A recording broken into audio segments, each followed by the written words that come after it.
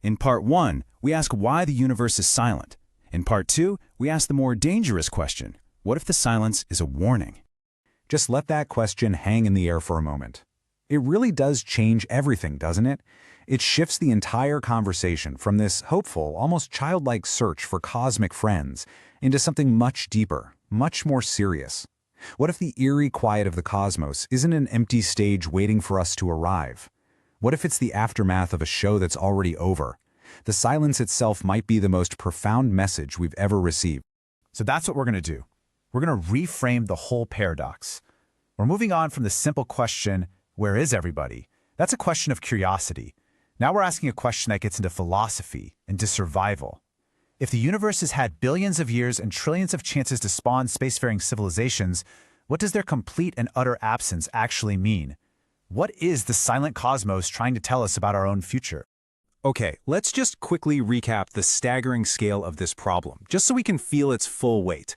Our galaxy, the Milky Way, has something like 400 billion stars. I mean, that's a number so big it's basically meaningless. But think of it this way. For every single grain of sand on every beach on Earth, there are more than 10 stars in our galaxy alone. And we now know that most of those stars have planets, so we're talking trillions of worlds right here in our own cosmic backyard.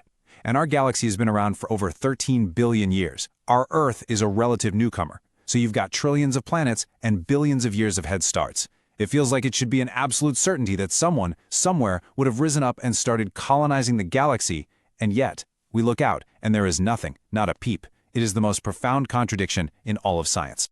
This quote from physicist Brian Cox just hits the nail on the head. It perfectly captures this dizzying tension we have to live with. You look at pictures from the Hubble or the James Webb Telescope, and you see that we are a tiny speck of dust orbiting a very average star in a forgotten corner of an ordinary galaxy. We are physically insignificant, a cosmic afterthought. But then, you turn that lens back on ourselves. And if the silence means what it might mean, if we really are alone, then this tiny, insignificant speck of dust is the most important place in the entire galaxy. It holds the only known flicker of consciousness. It holds art and science and music and love. So we have to hold these two ideas in our heads at the same time. We are completely worthless, and we might just be infinitely precious. So, how do we solve this contradiction? Well, one of the most powerful and honestly one of the most terrifying explanations is a concept known as the Great Filter. Imagine the path from simple primordial goo to a galaxy-spanning civilization is like an obstacle course. The Great Filter is the idea that on this course, there is at least one hurdle that is so impossibly difficult, so nearly insurmountable that almost no one ever makes it past. And here is the single most important question that humanity might ever face. Where is that filter on the timeline? Is it in our deep, distant past? A challenge that we, against all odds, have already conquered? Or is it still waiting for us, somewhere in our future? Because if it's in the past, we're special. But if it's in the future, we might just be doomed.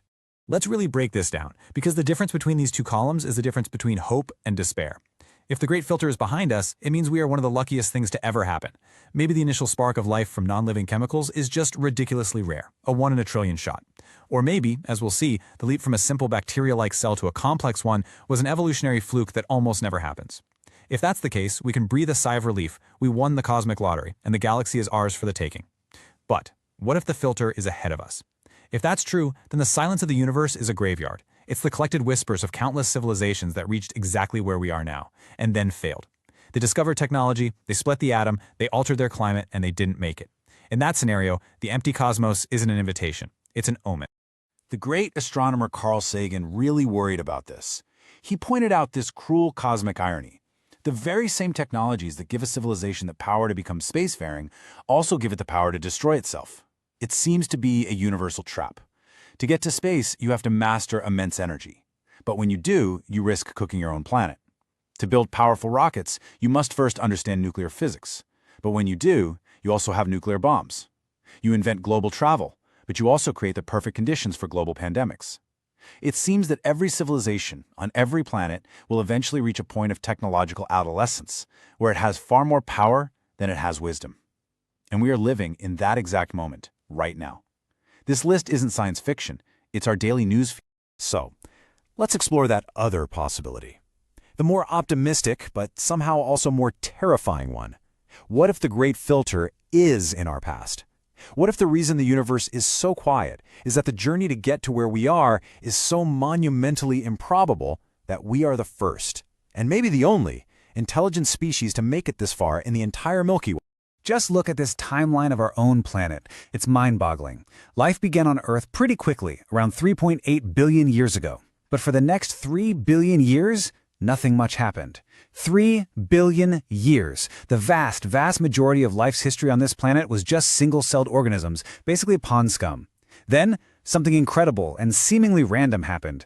One simple cell engulfed another, but instead of digesting it, it put it to work. That became the mitochondria, the powerhouse of the cell. And that single fluky event created the first complex cell, a eukaryote.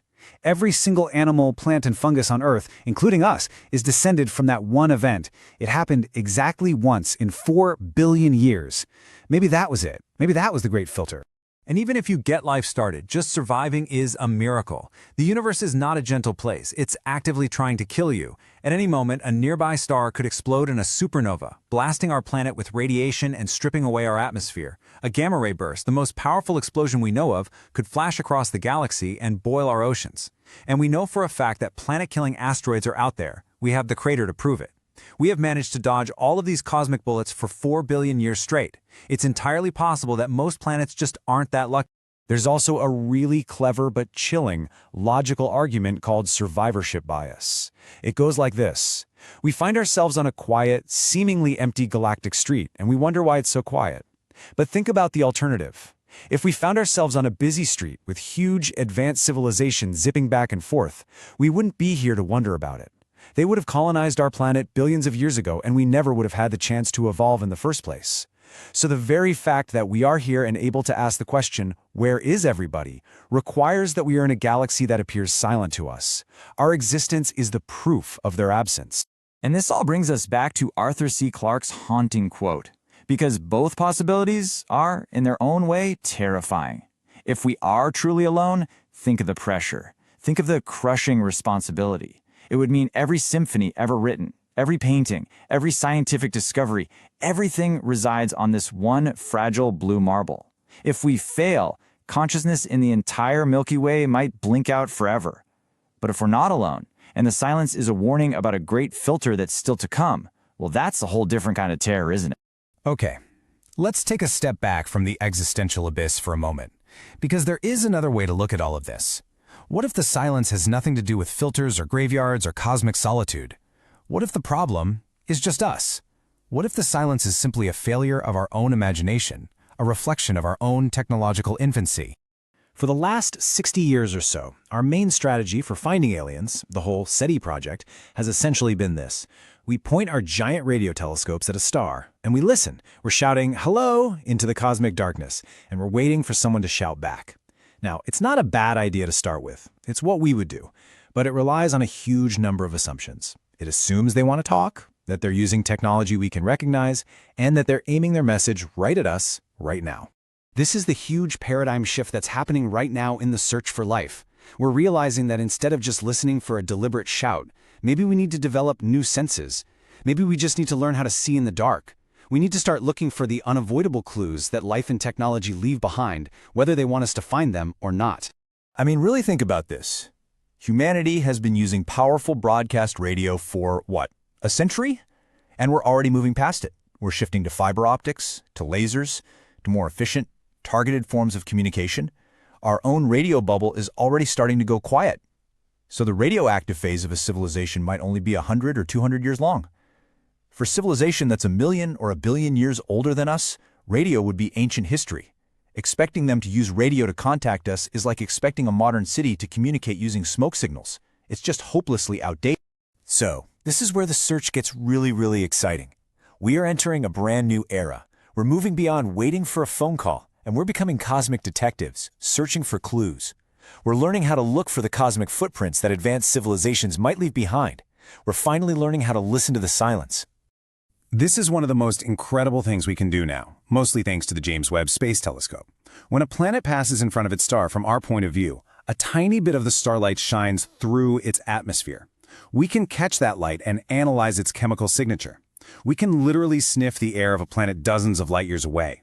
And if we find a combination of gases that shouldn't exist together, like oxygen and methane, that's a huge deal. On Earth, those gases are constantly being pumped out by life. Finding them together on another world would be a powerful sign that we found a living planet. We can even take that a step further. We're not just looking for signs of life, we're looking for signs of technology. Think about the CFCs we produce that damaged our ozone layer. Those are artificial chemicals. Nature doesn't make them. If we pointed the Webb telescope at a planet and found CFCs in its atmosphere, well, that's a smoking gun. That's not just life, that's an industrial civilization. It would be the cosmic equivalent of seeing a factory smokestack on a distant world. And then we can think even bigger, way bigger. Any truly advanced civilization is going to need a mind-boggling amount of energy. One of the most efficient ways to get it is to start building structures around your star to capture its energy directly, a so-called Dyson sphere. We wouldn't detect their TV shows, we detect their galactic-scale engineering project. We might see a star that dims and flickers in a way that can't be explained by nature, or we might find a spot in the sky that's mysteriously glowing with waste heat with no visible star to explain it. It would be like seeing the embers of a cosmic campfire. And what if they are trying to send a message? Maybe they're not using primitive radio. Maybe they're using intense, focused laser beacons, pulses of light so powerful they would briefly outshine their own sun, a cosmic lighthouse that would be impossible to miss. Or, and this is truly out there, maybe they're communicating using the fabric of space-time itself. We've only just figured out how to detect gravitational waves, these tiny ripples in reality. Who's to say an ancient civilization couldn't manipulate them, sending messages not through space, but with space? And that's the real takeaway here. The Great Silence shouldn't be seen as an answer. It's just the silence we've perceived so far. For 60 years, we've dipped a thimble in the cosmic ocean and found no whales. That doesn't mean the ocean is empty. It just means we need a bigger net. The real search, the sophisticated search, has only just begun. In the end, it's entirely possible the universe is humming with activity. It could be a vibrant, noisy, crowded place, but we've had our eyes shut and our ears plugged. The Great Silence might say far more about our own limitations than it does about the universe itself. Perhaps the cosmos is a symphony, and we've only just learned how to hear the first note. For thousands of years, we stared at the sky with just our eyes. For a single century, we've listened with our radio ears. But our journey of perception is just getting started. We are building new eyes, new ears, new senses to probe the cosmos in ways we could never imagined. We have only just begun to open our eyes to the true scale and wonder of the universe. And that leaves us with the most hopeful and profound question of all. What wonders will we see when we finally learn how to look?